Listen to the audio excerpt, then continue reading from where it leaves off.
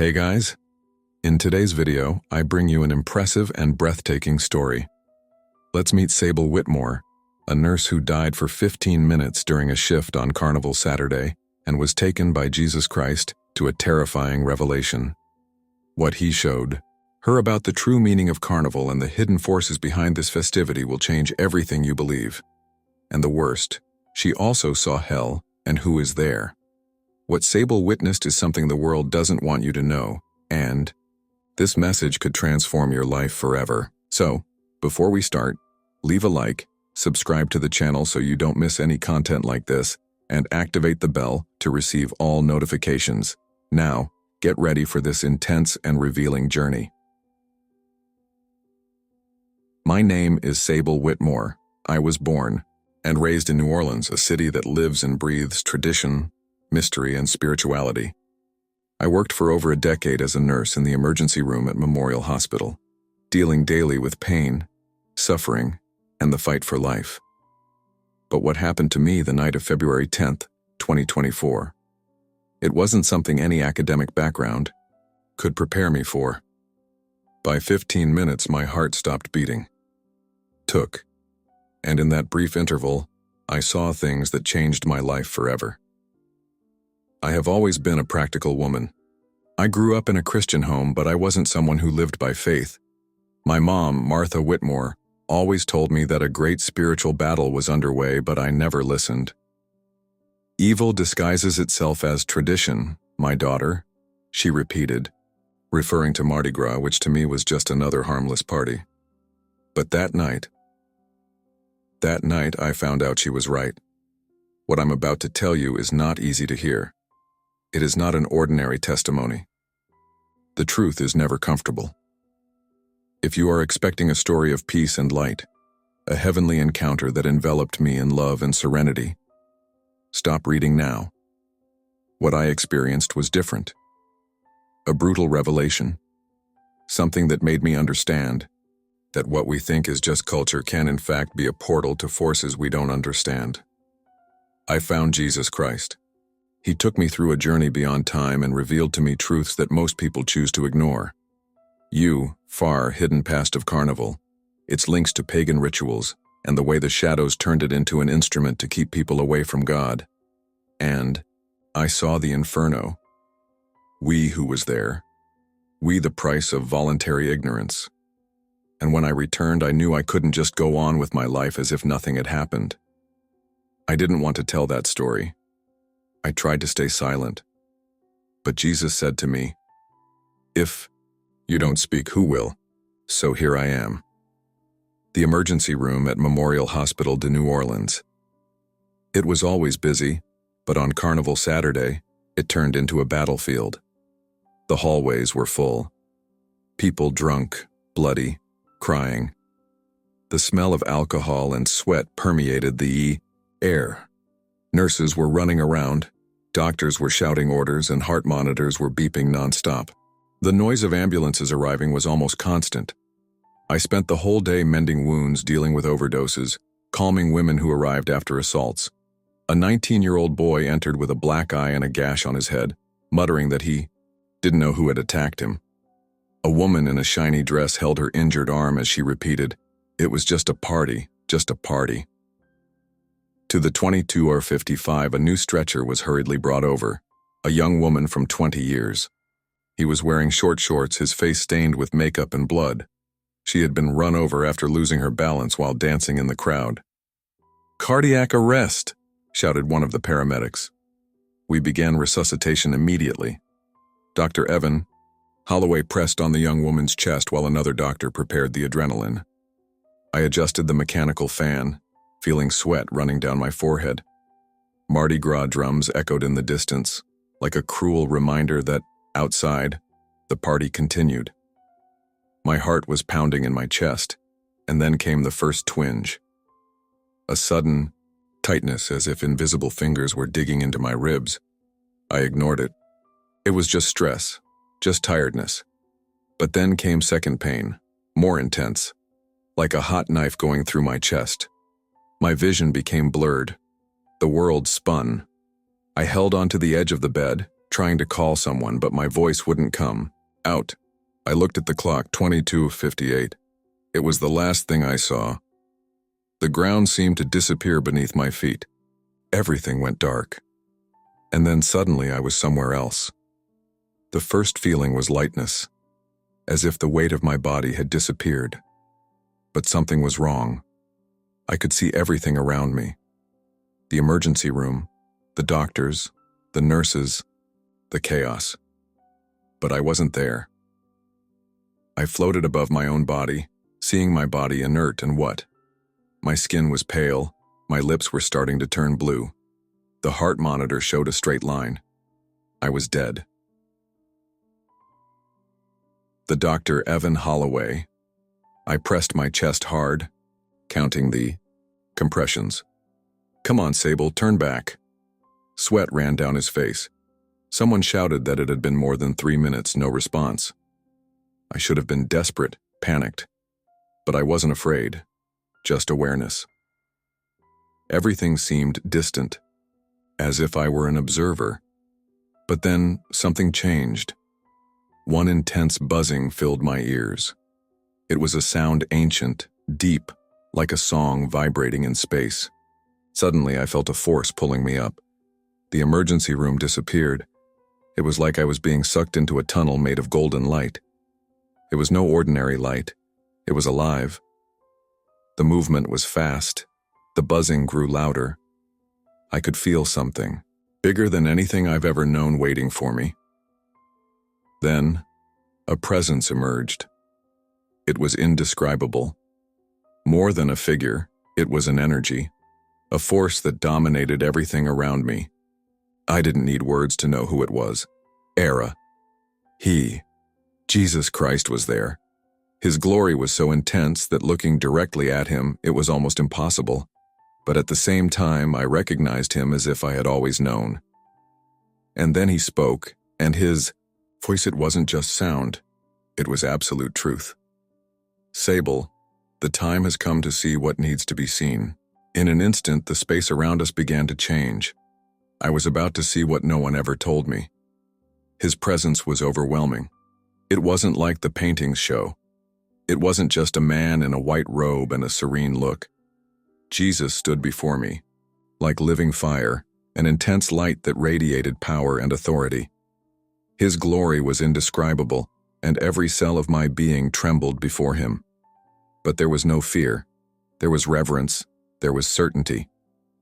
You have questions, but now you just need to see, he said. Your voice.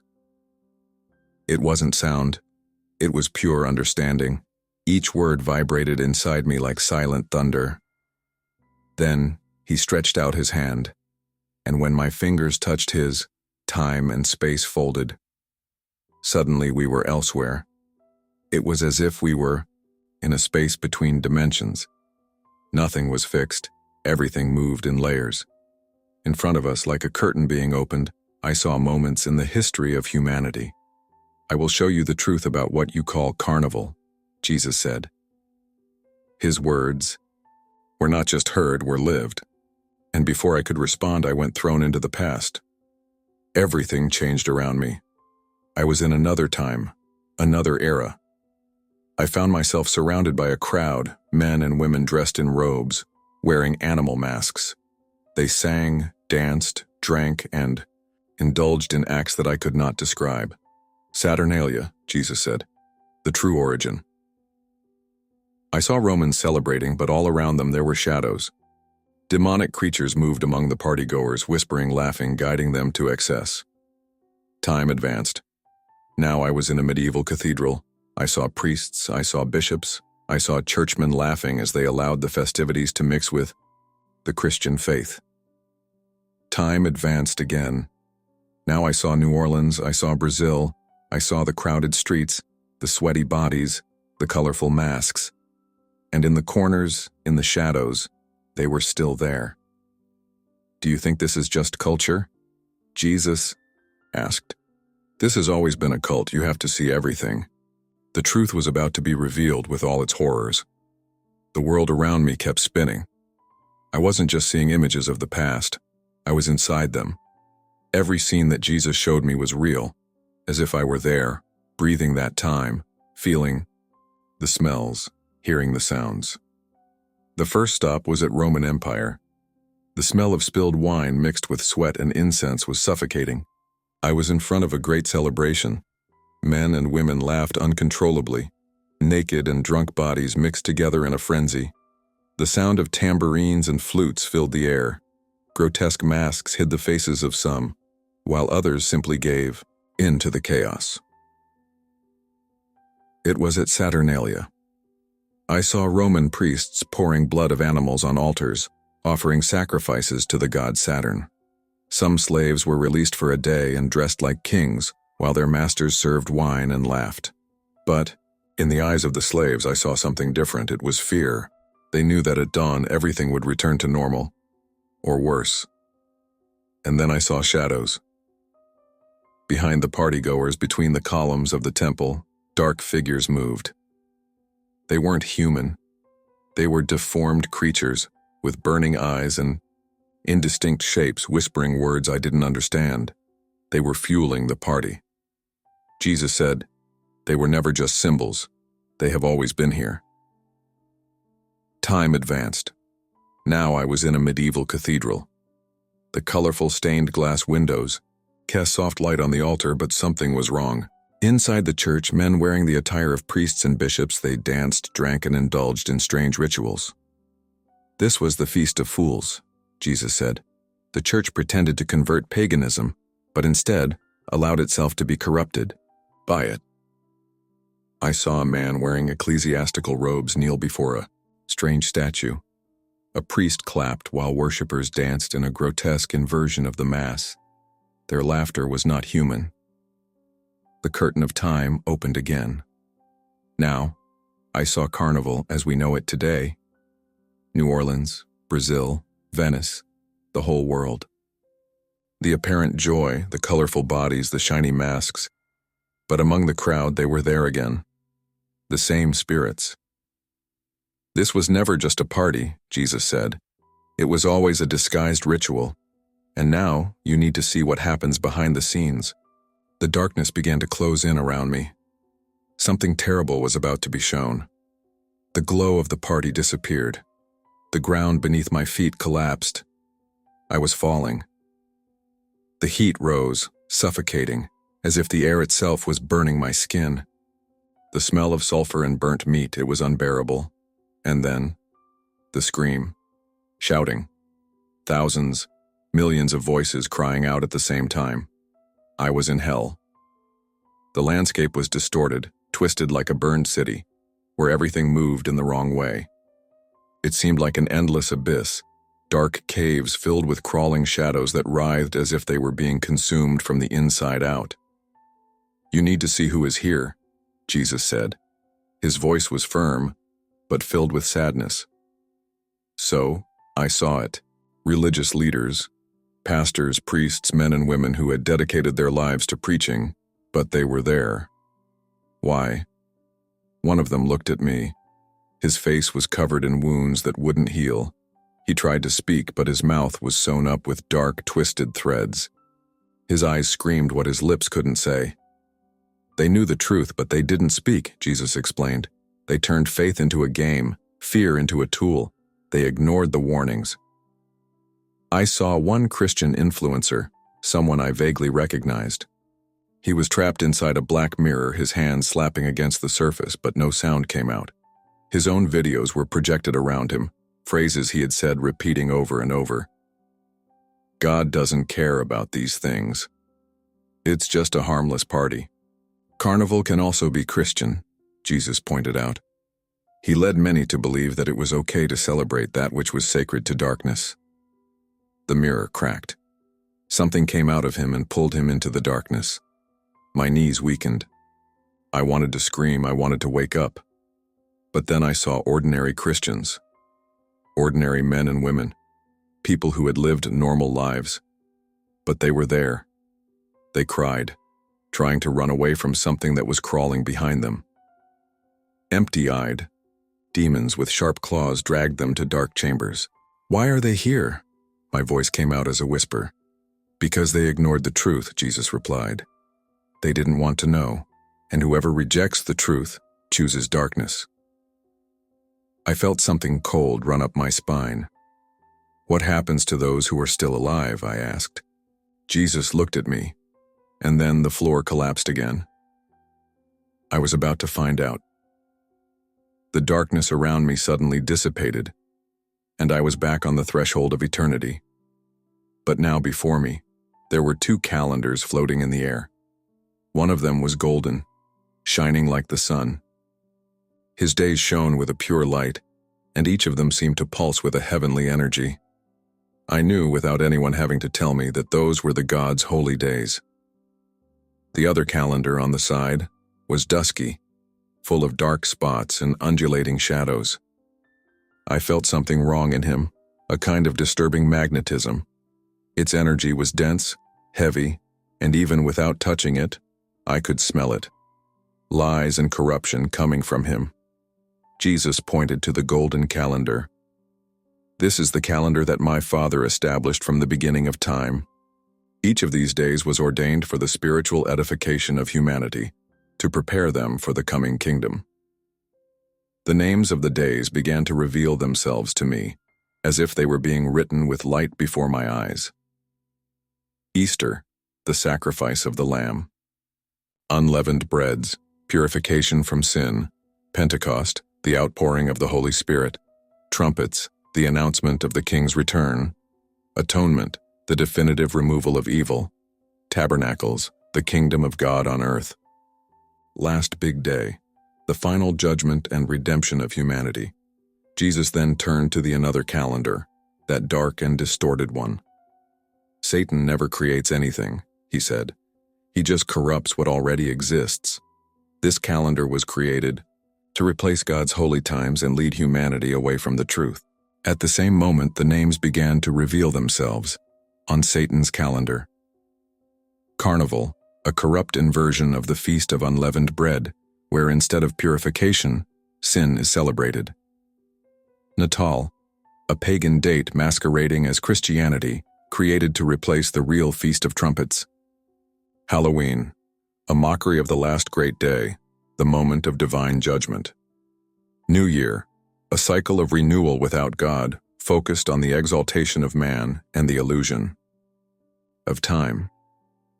Each of these days glowed with a dark energy, as if there was something behind them, manipulating everything.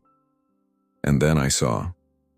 Demons walked between the days of this calendar, laughing, spreading deception and destruction, guiding humanity, like puppets. The world follows an alternative calendar, Jesus said. They have forgotten my Father's holy times and embraced Satan's feasts without question. I felt a deep shiver. Everything made sense now. But why does the whole world follow this calendar? I asked. Jesus looked at me seriously. Because they prefer the comfort of tradition to the truth of revelation. He sighed and then said something that I will never forget. The time for ignorance is over. Now that you have seen it, you are responsible for what you do with that knowledge. I felt a chill creeping up my spine. What did this mean? What would happen to me now? But before I could ask, the light around me began to flicker.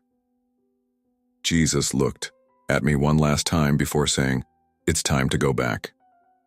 And then, I was pulled back. The spiritual world disappeared. Reality hit me like an electric shock.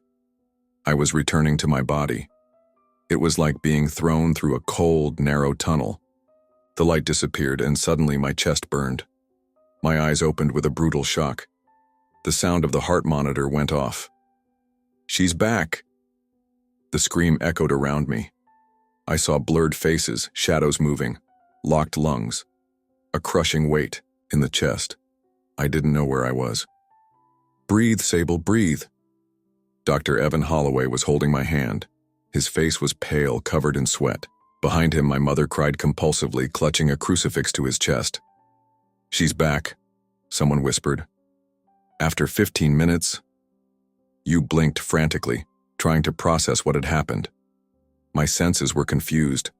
The noise of the emergency room, The fluorescent lights, the smell of antiseptic, everything seemed wrong, displaced. I didn't belong there anymore. Is she conscious? A nurse asked. Yes, but the heartbeat is still unstable, Evan replied, looking at the monitors. I tried to speak, but my throat was dry, like I haven't breathed for centuries. It was then that the memories hit me like a flood. The Carnival has shadows, the inferno, you imprisoned religious leaders, the Satan's calendar, the words of Jesus Christ. Everything was real. My breathing became erratic. I need to talk. I managed to whisper. Evan frowned. Talk about what? I looked around, seeing the patients in the emergency room, the gurneys, the nurses running around. Everything seemed so small now.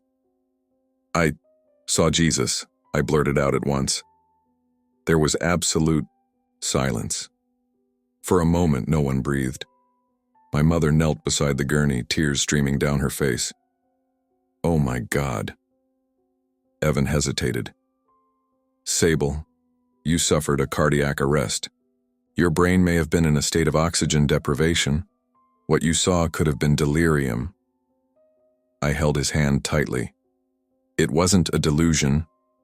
My voice came out stronger than I expected. I knew that what I experienced was real. My mother shook my hand. What did he say? My eyes filled with tears, the truth no one wants to hear. And then, everything became clear to me.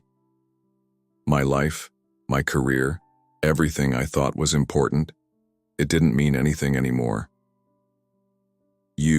I had a mission now, and that would change everything. After I returned to my body, everything changed. My testimony, so vibrant and true to me, was met with doubts, dirty looks, and fearful silence. When trying to explain what I experienced, I heard voices whispering that I was delirious because of the lack of oxygen, or worse, that I had gone crazy. At the hospital, the same colleagues who once admired me now avoided me. Sable, you need to rest. This story doesn't make sense, one of them said, while another with a hard look murmured, You can't be serious. When I told my mother, Martha, what I saw, tears were mixed with disbelief. My daughter, please forget these things. You saw something terrible, but we can't accept it as true, she pleaded, her voice cracking with fear and worry. In my old community, prejudice became even more evident. A priest I trusted with steady eyes said, Your experience could just be the result of a mental breakdown. Evil doesn't reveal itself that way. Between the hostility and isolation, I felt something inside me grow, a calling that could not be silenced. Even when Madison, my best friend and colleague, doubted it, saying with a wry tone, So, you're a prophetess now. Tell me more, Sable. My conviction only strengthened. I knew with every fiber of my being that what I experienced was real. It was a truth that, if revealed, could save souls. On lonely nights, as I walked the empty streets of New Orleans, the weight of rejection turned into an inner strength. Every criticism, every suspicious look, ignited in me the desire to transform pain into a mission. I needed to warn the world, even if it meant being labeled a heretic or even being shunned by those I once belonged to. So, with my heart heavy and my mind filled with unusual clarity, I embraced my destiny. I decided that, regardless of the cost, my mission would be to spread the revelation that Jesus entrusted to me. The call was clear: to transform other people's disdain into the strength of a truth that the world was reluctant to face. The days that followed were a trial by fire. I lost everything. My hospital career ended abruptly. The management called me for a psychological evaluation, and after refusing it, I was removed to take care of my mental health. Madison stopped responding to my messages. Evan, who tried to be rational at first, distanced himself. The church I attended for years? It closed its doors to me. Father DeWitt, whom I admired, said coldly, You are causing confusion. This cannot be from God. What it can't be from God? The words of Christ? The truths that he himself revealed to me? The world didn't want to listen. The world preferred tradition to truth. but something inside me was growing, an unshakable conviction. I started talking. I recorded my first video, my voice trembling, my gaze marked by the weight of what I experienced. I died for 15 minutes. I saw Jesus, and now I need to tell you what he showed me. In the first few days, there were only a few hundred views. Then came the thousands, then the millions. Some called me crazy, others laughed. But there were those who listened, and those few were enough. Letters began to arrive. People told me that they felt something different in my voice, something that made them question reality. Pastors came to me in secret, confessing that they always suspected what I said, but never had the courage to speak up. But the opposition came in force. Religious leaders accused me of heresy. Some churches have launched warnings against me. I even received threats, but I can't stop. I know that what I saw was real. I know hell exists. I know that Carnival is not just a party, but a ritual, an open portal to forces that humanity refuses to see. And I know that the time of ignorance is over. If you are listening to this story now, this message did not reach you by chance. The world keeps spinning, the parties keep happening, the crowds keep dancing in the streets of New Orleans, Rio de Janeiro, Venice. But the shadows are still there. And the question that remains is, now that you know, what are you going to do with this truth? Because choosing to ignore it is also a choice. If you liked this beautiful spiritual testimony, leave a like, comment on your impressions, subscribe to the channel, and don't forget to activate the notification bell to watch each new video and help us spread this message to a greater number of people. Until next time.